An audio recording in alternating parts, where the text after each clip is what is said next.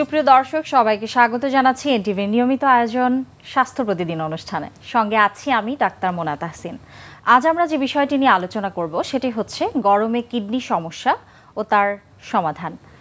এই গুরুত্বপূর্ণ বিষয়টি নিয়ে আলোচনা করবার জন্য আমাদের সঙ্গে রয়েছেন একজন বিশেষজ্ঞ চিকিৎসক। তাহলে চলুন অনুষ্ঠানের শুরুতেই পরিচিত হয়ে নেই আমাদের আজকের অতিথির সাথে। ডাক্তার এম এ সামাদ 1958 সালের জুন মাসে টাঙ্গাইল জেলায় জন্মগ্রহণ করেন। 1982 সালে ময়মনসিংহ মেডিকেল কলেজ থেকে MBBS ডিগ্রি অর্জন করেন। এরপর তিনি চিকিৎসা বিজ্ঞানে উচ্চতর MD FCPS ডিগ্রি লাভ করেন। বর্তমানে তিনি আনোয়ার খান মডার্ন মেডিকেল কলেজ হাসপাতালে কিডনি বিভাগের বিভাগীয় প্রধান হিসেবে কর্মরত। স্যার, আপনাকে শুভেচ্ছা এবং স্বাগত আমাদের আজকের অনুষ্ঠানে।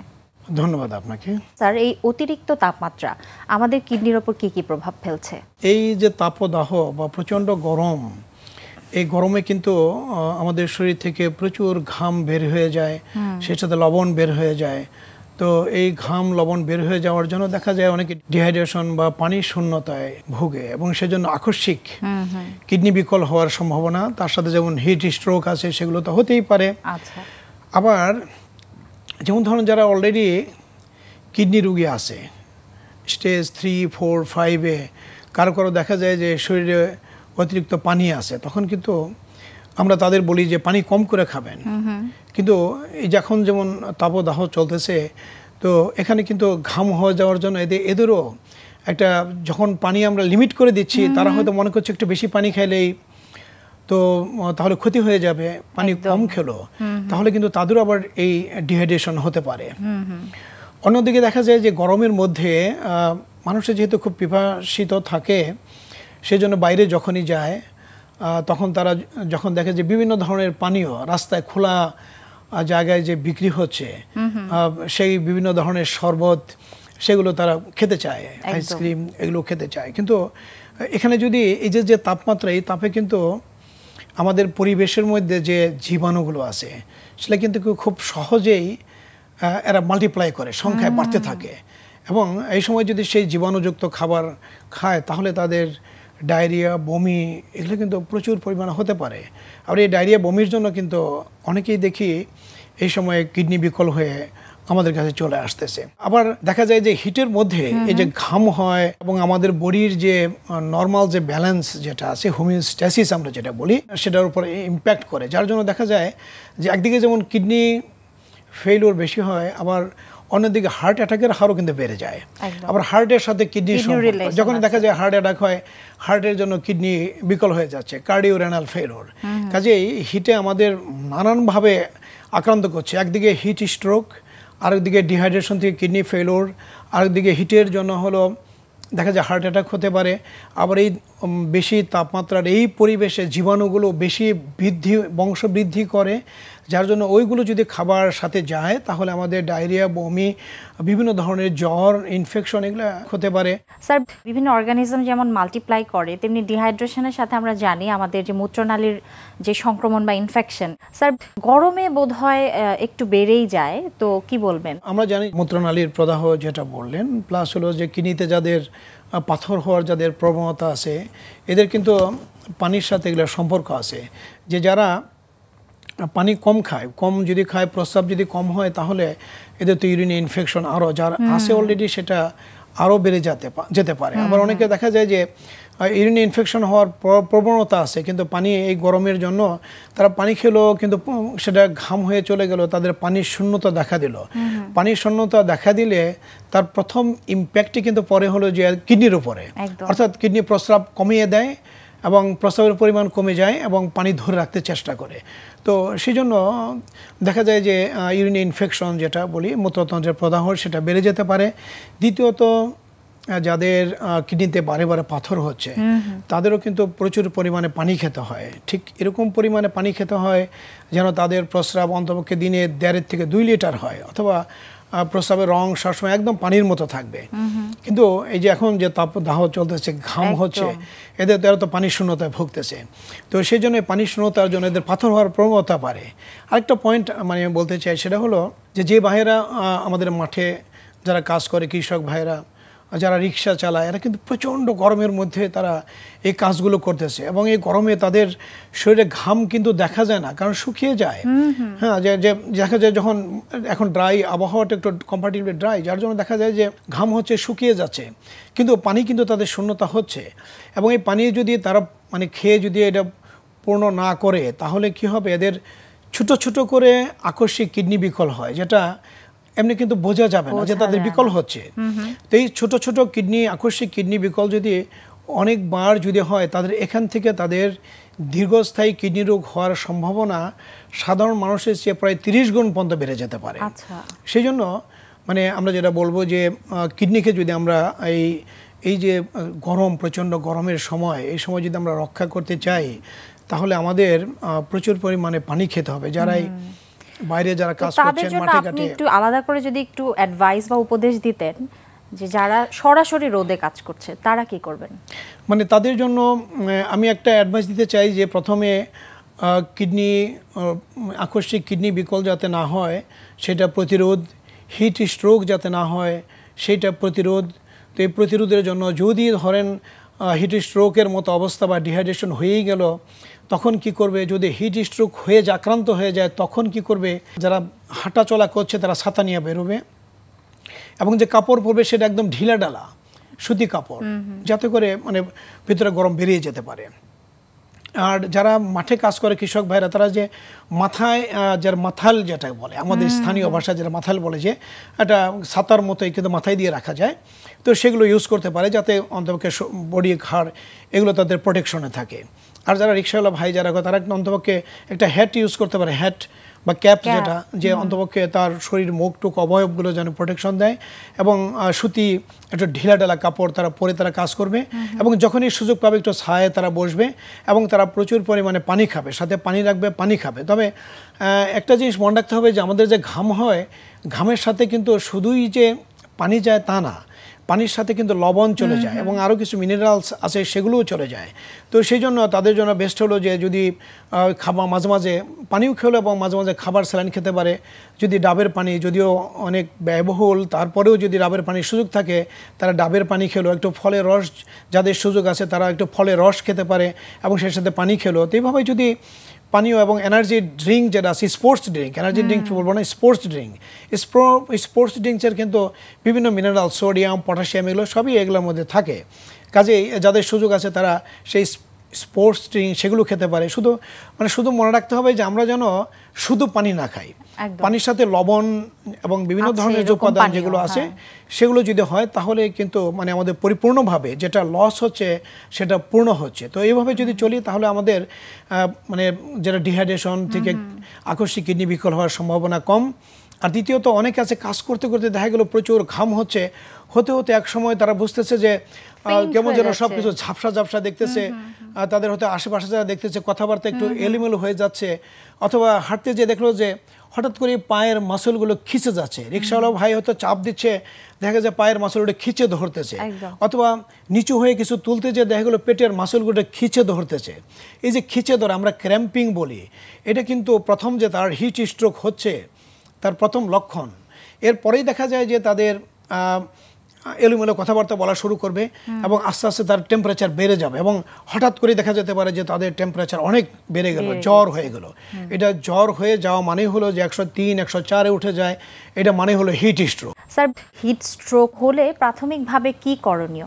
হিট স্ট্রোক হলে তাদের দিকে যেমন ডিহাইড্রেশন থাকে, অন্যদিকে জ্বর, অনেক মানে টেম্পারেচার বেড়ে যায়, গা একদম গরম হয়ে যায়, 103-104 ডিগ্রি পর্যন্ত উঠতে পারে। কাজে প্রথম টার্গেট থাকবে যে তার শরীরের গরমটা কমিয়ে ফেলা, তাকে কোল্ডে নেওয়া, অর্থাৎ কোনো ছায়ায় নিয়ে যেখানে একটু বাতাস আছে প্রবাহিত হচ্ছে, অথবা কোনো ঘরে যেখানে ফ্যান আছে ঠিক এই জায়গায় নিয়ে প্রথম গাটাকে ঠান্ডা করবে। তো ঠান্ডা করার জন্য আমরা যেটা ব্যবহার করতে পারি যে জাস্ট কাপড় ভিজিয়ে একটু ঠান্ডা পানি দিয়ে, ঠান্ডা বলতে বরফের পানি যে দিতে হবে ঠিক এরকম না, একদম ঘরের যে ঠান্ডা পানি আছে সেগুলো, ট্যাপ ওয়াটার, সেগুলো দিয়েই সমস্ত গা মুছিয়ে দিয়ে ফ্যানটা ছেড়ে দিবে, যাতে করে শরীর থেকে টেম্পারেচারগুলো নিয়ে নিতে পারে। দ্বিতীয়ত, যে জায়গাটা সবচেয়ে বেশি গরম হয় সেটা কিন্তু যেমন যে গর্দান আছে, আমাদের ঘাড় যেটা আছে, ঘাড়ের পাশে এখানে কাপড় একটা টাওয়েল ভিজিয়ে জড়িয়ে দেওয়া, তারপরে বগলের নিচে যেখানে হিট জমা থাকে যেগুলো আছে, দুই বগলের নিচে কাপড় জড়িয়ে দেওয়া, প্লাস কুস্কির এখানে যেখানে চাপ থাকে এখানে গরম থাকে এগুলোতেও মানে ঠান্ডা কাপড় জড়িয়ে দেওয়া, এবং সেই সাথে তাদের ঠান্ডা করার জন্য যত ফ্যান ট্যান সেগুলো ব্যবস্থা করা। আর সবাই করবে যে জ্বর উঠছে তাড়াতাড়ি প্যারাসিটামল খাওয়াই দিই অথবা অ্যাসপিরিন খাওয়াই দিই, এটা কিন্তু করা যাবে না, এটা বরঞ্চ উল্টো ক্ষতি করতে পারে। সেই জন্য সেগুলো না খাওয়াই আরেকটা করতে পারে যে ঠান্ডা যখন আসে তাহলে এখনই একদম বরফের ঠান্ডা পানি খাওয়াই দিই, সেটাও করা যাবে না। নর্মাল পানি সে খেতে পারে, পানি এবং পানীয়, সেটা পানীয় বলতে যে সেখানে একটু লবণ দিয়ে অথবা যদি খাবার স্যালাইন ট্যালাইন থাকে সেগুলো মিশিয়ে সেই পানীয় দিবে, অথবা ফলের রস যেগুলো আছে সেগুলো তাৎক্ষণিকভাবে দিতে পারে। সেগুলো নর্মাল যে টেম্পারেচার যেগুলো আছে সেগুলো ঠান্ডা যদি দেয় তাহলে স্টোমাকে ক্র্যাম্পিং হতে পারে, সেজন্য তারা দিবে না। এবং উচিত হবে যে এই অবস্থায় তার যে গরম আছে সেটা যদি কমিয়ে আনা যায় তাহলে 10-15 মিনিটের মধ্যে সে বেটার ফিল করবে। আর যদি দেখা যায় আরও একটা অ্যাডভান্স বেশি খারাপ, একদম অনেকের খিঁচুনি পর্যন্তও কিন্তু হতে পারে, একদম আনকনশাস হয়ে গেল, জ্ঞান নাই, এলোমেলো কথা বলতেছে, প্রচণ্ড মাথা ব্যথা, বমি করতেছে, তো এরকম সিচুয়েশন যদি হয় তাহলে আশেপাশে যে হসপিটাল সেখানে দ্রুত নিয়ে নেওয়া উচিত। আরেকটা জিনিস, আমি যেমন সেদিন অনেকটা বড় শপিং মলে গেলাম, তো সন্ধ্যাবেলায় গেলাম, ভাবলাম যে ঈদের পর এখন তো ফাঁকা, তো যে দেখি যে মানে মানুষে ভরা, তো কেনাকাটার লোক তুলনামূলক কম, কিন্তু সবাই প্রচণ্ড গরমের জন্য ভিতরে যেহেতু এসি করা আছে সেখানে বিশাল মল, তো সেখানে মানুষ চলে গেছে। এটা কিন্তু একটা ভালো বুদ্ধির কথা যে যখন প্রচণ্ড গরম থাকবে দেখবে যে খুব খারাপ লাগতেছে, তো যেখানে একটা পাবলিক প্লেস আছে যে যেখানে গেলে ঠান্ডা পাওয়া যায় সেখানে যে অন্তপক্ষে সাময়িক আশ্রয় নিতে পারে, অথবা যদি দেখা যায় কারো হিট স্ট্রোক ইম্পেন্ডিং বা হওয়ার উপক্রম হয়ে গেছে তাকে যদি এরকম আশেপাশে কোনো জায়গা থাকে তাহলে এসি করা জায়গা আছে, ঠান্ডা জায়গা আছে, সেখানে নিয়ে নেওয়া উচিত তাদের, হ্যাঁ, তাহলে হিট স্ট্রোককে প্রতিরোধ করা যেতে পারে। স্যার, যাদের দীর্ঘমেয়াদী কিডনি বিকল সমস্যা রয়েছে এবং যারা এই ধরনের চিকিৎসার মধ্যে আছে, যেমন ডায়ালাইসিস হতে পারে, তো তাদের তো লাইফস্টাইল বা জীবনধারায় কিছু পরিবর্তন থাকেই এবং আপনারা সেটি নির্ধারণ করে দেন, তাদের জন্য বিশেষ কি অ্যাডভাইস বা পরামর্শ আপনার আছে? দীর্ঘস্থায়ী কিডনি রোগ যদি বলি, একটা হলো যে যাদের কিডনি একদম বিকল হয়ে গেছে, তারা ডায়ালাইসিস করে বেঁচে আছে। আরেকটা গ্রুপ আছে যে যাদের ট্রান্সপ্ল্যান্ট হয়েছে। আরেকটা গ্রুপ আছে যারা হয়তো সিকেডির বিভিন্ন ধাপে আছে, যেমন 3 নম্বর, 4 নম্বর, 5 নম্বর। তো দীর্ঘস্থায়ী রোগীদের অনেকেরই দেখা যায় যে তাদের শরীরে পানি বেশি থাকে, যেহেতু প্রস্রাবের পরিমাণ তাদের কমে যায়, সেজন্য কিন্তু প্রত্যেক তার যে নিজস্ব চিকিৎসক তার শরীরে পানির অবস্থার উপর নির্ভর করে বলে দেন যে আপনারা পানির পরিমাণ কম করে খাবেন, লিমিট করে খাবেন, কারণ বেশি পানি খেলে শরীরে জমে যেতে পারে। কিন্তু এখন যে এই যে হিটের সময়, এই সময় যে অনেক ঘাম হচ্ছে, অনেকে হয়তো তার চিকিৎসককে কনসাল্ট করতে পারছে না, তো এই মুহূর্তে তারা মনে করলো যে আমাকে বলে দিচ্ছে 1 লিটার খাবে, এর চেয়ে বেশি খাওয়া যাবে না, কিন্তু তার তো ঘামই হয়ে যাচ্ছে 1.5 লিটার 2 লিটার, তো তখন তার কিন্তু এই পানির শূন্যতা দেখা দিতে পারে। পানির শূন্যতা দেখা দিয়ে যে হয়তো 3 নম্বর 4 নম্বর ধাপে আছে, যার ক্রনিকের উপরে আরও একটা অ্যাকুইট অ্যাটাক হতে পারে, আরও বেড়ে যেতে পারে। তো সেই জন্য তাদের পানির পরিমাণটা যদি দেখা যায় যে তার পানির শূন্যতা আছে বা মুখ শুকিয়ে যাচ্ছে, পিপাসা লাগতেছে, তাহলে পানির পরিমাণটা বাড়িয়ে খাবে এবং সুযোগ থাকলে তার চিকিৎসকের কাছে যেয়ে আর একটু পরামর্শ নিয়ে নেবে যে সে কতটুকু পরিমাণ সে বাড়িয়ে নিতে পারে, সেটা করবে। আর যারা ডায়ালাইসিস করছেন তাদের ক্ষেত্রেও তারা যখন ডায়ালাইসিসের জন্য তো অনেক সপ্তাহে 3 দিন, সাধারণত 3 দিন বা 2 দিন তাদের একটা ডায়ালাইসিস সেন্টারে যেতে হয়, এবং এই প্রচণ্ড রোদের মধ্যে তারা যায় আসে, অনেকে কিন্তু প্রায় 30-40 কিলোমিটার দূরে যারা ঢাকার বাইরে আছে তা সেখান থেকে এসেও ডায়ালাইসিস করে। কাজেই যাওয়া আসার পথেও কিন্তু অনেকের ডিহাইড্রেশন হতে পারে। কাজেই তাদের যদি দেখা যায় যে প্রচণ্ড পানি পিপাসা লাগতেছে এবং মুখ শুকিয়ে যাচ্ছে, তাহলে তারা পানির পরিমাণ যেটুকু দেওয়া আছে তার সে পরিমাণে একটু বাড়িয়ে খাবে, এবং ডায়ালাইসিস সেন্টারে গেলে তাদের যদি বলা হয় ওজন নিলেই বুঝতে পারবে যে তার কতটুকু ওজন বাড়ছে এবং কতটুকু পানি বের করবে। যদি পানি ওজন যদি না বেড়ে থাকে তাহলে ডায়ালাইসিস সেন্টারে যারা আছেন সিস্টার এবং ডাক্তার তারাও নির্ধারণ করবে যে যেটুকু পারছে শুধু যেন ওইটুকু পানি বের করে, না হলে যেন বেশি পানি বের না করে। অনেক গুরুত্বপূর্ণ কিছু তথ্য দিয়েছেন, ধন্যবাদ আপনাকে স্যার। আমাদের অনুষ্ঠানে একটি নিয়মিত সেগমেন্ট হচ্ছে আমরা বিভিন্ন খাদ্যের পুষ্টি গুণাগুণ দর্শকদের দেখিয়ে থাকি, সেটি এখন দেখে আসব। সুপ্রিয় দর্শক, দেখছেন স্বাস্থ্য প্রতিদিন অনুষ্ঠানে। এ পর্যায়ে চলুন দেখে নেই খাদ্যের বিভিন্ন পুষ্টি গুণাগুণ সম্পর্কে আমাদের পুষ্টিবিদের কাছ থেকে। বিশুদ্ধ পানি এবং পরিমিত পরিমাণে পানি পান যথেষ্ট গুরুত্বপূর্ণ। এক্ষেত্রে আমাদের লক্ষ্য রাখতে হবে যে শরীরের ওজন, উচ্চতা এবং বয়স অনুযায়ী কিন্তু পানির চাহিদার ভিন্নতা থাকে। আমরা সাধারণত খুব স্বাভাবিকভাবে জেনে থাকি যে দৈনিক 2 লিটার পানি একান্ত প্রয়োজনীয়। বিষয়টা কিন্তু আসলে হবে এরকম যে যার শারীরিক ওজন যত বেশি তার পানির চাহিদাটাও বেশি, এবং নিঃসন্দেহে আমাদের দেশের আবহাওয়া অনুযায়ী 2.5 থেকে 3.5 লিটার পানি এবং পানীয় খাবার দৈনিক একান্ত প্রয়োজনীয়। আমাদের শরীরের প্রায় 2/3 হচ্ছে এই পানি। আমাদের যে অত্যন্ত গুরুত্বপূর্ণ একটি অর্গান ব্রেইন, মস্তিষ্ক, তার 90% হচ্ছে জলীয়। এছাড়াও আমাদের মাসেল অর্থাৎ মাংসপেশিতে প্রায় 75% হচ্ছে পানি। আমাদের বনে আছে, হাড় এবং অস্থিমজ্জাতে আছে প্রায় 22% পানি, এবং রক্ত এতে আছে 85% পানি। এ থেকে আমরা খুব সহজেই বুঝতে পারি যে মাথা থেকে পা পর্যন্ত অর্থাৎ টপ টু টো আমাদের শরীরের প্রতিটি গুরুত্বপূর্ণ অঙ্গের প্রতিটা সেলের সতেজতার জন্য পানি একান্ত গুরুত্বপূর্ণ। এক্ষেত্রে আমাদের লক্ষ্য রাখতে হবে পানির বিশুদ্ধতার বিষয়। পানিটা অবশ্যই হতে হবে বিশুদ্ধ এবং কিছু কিছু ক্ষেত্রে পরিমিত। যেমন কিডনি রোগী, এদের ক্ষেত্রে পানির পরিমাণটা যথেষ্ট গুরুত্বপূর্ণ। এই পানির পরিমাণটা আমরা নির্ধারণ করি সাধারণত তার ইনপুট আউটপুটের উপরে। সারাদিনে তার শরীরে যতটুকু পানি বের হচ্ছে তার উপরে তার পরের দিনের পানির ইনটেকটা নির্ধারণ করা হয়। পানি একটি অত্যন্ত গুরুত্বপূর্ণ ভূমিকা পালন করে বিভিন্ন কঠিন রোগ থেকে আমাদের রক্ষা করতে। তার মধ্যে অন্যতম হচ্ছে ক্যান্সার। মূত্রনালী এবং কোলন ক্যান্সার থেকে নিজেদের রক্ষা করতে বিশুদ্ধ এবং পরিমিত পরিমাণ পানি যথেষ্ট প্রয়োজন।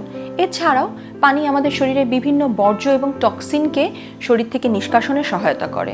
এভাবে পানি অন্যান্য সব ক্যান্সার থেকেই আমাদেরকে নিরাপদে রাখতে সহায়তা করবে। পানি আমাদের শরীরের তাপমাত্রা নিয়ন্ত্রণে অত্যন্ত গুরুত্বপূর্ণ ভূমিকা পালন করে, যেটা আমাদের দেশের এই বৈরী আবহাওয়ার জন্য অত্যন্ত প্রয়োজনীয়। পানি আমাদের ত্বকের শুষ্কতা রোধ করে ত্বকের সজীবতা রক্ষা করতে সহায়তা করে। আমরা এর আগেই শুনেছি যে আমাদের মস্তিষ্কের প্রায় 90% পানি। এক্ষেত্রে যথেষ্ট পরিমাণ পানি পান করলে আমাদের মনোযোগ বৃদ্ধি এবং স্মৃতিশক্তি বৃদ্ধিতে সহায়তা করে। এছাড়াও পানি আমাদের বিভিন্ন রেসপিরেটরি ট্র্যাক্ট অর্থাৎ শ্বাস প্রশ্বাসজনিত অসুখ এবং ডাইজেস্টিভ সিস্টেমে যথেষ্ট ভূমিকা পালন করে। দেখা যাচ্ছে আমরা আমাদের দৈনন্দিন মিল প্ল্যানে প্রোটিন, ফ্যাট, কার্বোহাইড্রেটের সমন্বয়ে একটা পরিপূর্ণ মিল রাখছি, কিন্তু পানির অভাবে সেই মিল থেকে আমরা ডাইজেশন এবং অ্যাবজর্পশনের মাধ্যমে প্রপার নিউট্রিশনাল ভ্যালু নিতে পারি না। এর জন্য পরিমিত পরিমাণে পানি একান্ত প্রয়োজনীয়। স্যার, আমরা একেবারে অনুষ্ঠানের শেষ পর্যায়ে আছি। আজ অত্যন্ত গুরুত্বপূর্ণ একটি বিষয় নিয়ে আমরা কথা বলেছি, সেটি হচ্ছে এই গরমের অতিরিক্ত তাপমাত্রায় কিডনির ওপর কী কী প্রভাব পড়তে পারে। তো সব শেষে আমাদের দর্শকদের জন্য আপনার বিশেষ কি পরামর্শ রয়েছে? বলবো যে সবাই যতটা পারেন এই রোদের মধ্যে যতটা এড়িয়ে চলা যায় আপনারা এড়িয়ে চলবেন। যখন একটু ছায়ার জায়গা পান তখন ছায়া যাবেন, সাথে একটা পানির বোতল রাখবেন, এবং সেই সাথে যদি সম্ভব হয় তাহলে কিছু স্যালাইনের একটা ব্যাগ, প্রত্যেক বাড়িতেই যেন 2টা 3টা 4টা করে যেন স্যালাইন ব্যাগ, খাওয়ার স্যালাইন আছে সেগুলো তারা যেন রাখেন। আর যারা অলরেডি ডায়ালাইসিসে আসেন এবং যারা কিডনি রোগী আসেন তারা আপনাদের চিকিৎসকের কাছে যেয়ে অন্তপক্ষে একটু দেখিয়ে নিয়ে যে আপনার পানির পরিমাণ যদি লিমিট করা থাকে কতটুকু খাবেন, এবং আর যদি পিপাসা খুব বেশি লাগে তাহলে আপনারা পানি খেয়ে নেবেন, ঢিলা ঢালা জামা পরবেন, এবং যতটা পারা যায় যে এই যে রৌদ্রদগ্ধ এগুলো এড়িয়ে চলবেন। অনেক অনেক ধন্যবাদ স্যার আমাদের অনুষ্ঠানে আসবার জন্য। ধন্যবাদ আপনাকেও, ধন্যবাদ টিভি কর্তৃপক্ষকে। সুপ্রিয় দর্শক, এতক্ষণ দেখছিলেন স্বাস্থ্য প্রতিদিন। কথা হচ্ছিল গরমে কিডনি সমস্যা ও তার সমাধান নিয়ে। আশা করছি এই গুরুত্বপূর্ণ তথ্য ও পরামর্শগুলো আপনাদের অনেক অনেক কাজে আসবে। চলুন এই পর্যায়ে দেখে নেই কি থাকছে আগামী পর্বে স্বাস্থ্য প্রতিদিন অনুষ্ঠান। অতিরিক্ত গরমের মানে অতিরিক্ত রোদের যে তাপ বা অতিরিক্ত রোদের আলো সরাসরি এই 3টা কাজ প্রভাব ফেলে। আচ্ছা, এছাড়া ইনডিরেক্টলি কিছু কিছু রোগ আছে যেগুলোকে বাড়িয়ে দেয়, যেমন ধরেন ফাঙ্গাল ইনফেকশন, ছত্রাকের আক্রমণ, যেটা আমরা দাউদ বা দাঁত বলি বিভিন্ন আঞ্চলিক ভাষায়, এই ধরনের রোগ বাড়িয়ে দেয়। সাধারণত এগুলোই মানে গরমের ভাবে বেশি হয়। বিশ্বের যে কোনো প্রান্ত থেকে যে কোনো সময় আপনাদের প্রিয় অনুষ্ঠান স্বাস্থ্য প্রতিদিন দেখতে ভিজিট করুন আমাদের পূর্ণাঙ্গ ওয়েব পোর্টাল www.ntvbd.com এ। এছাড়াও এনটিভির জনপ্রিয় সব অনুষ্ঠান ও খবরের আপডেট পেতে ভিজিট করুন আমাদের ইউটিউব ও ভেরিফাইড ফেসবুক পেজে। আজ এখানে বিদায় নিচ্ছি, আবারও দেখা হবে। সে পর্যন্ত সবাই ভালো থাকুন, সুস্থ থাকুন, থাকুন নিরাপদে। আল্লাহ হাফেজ।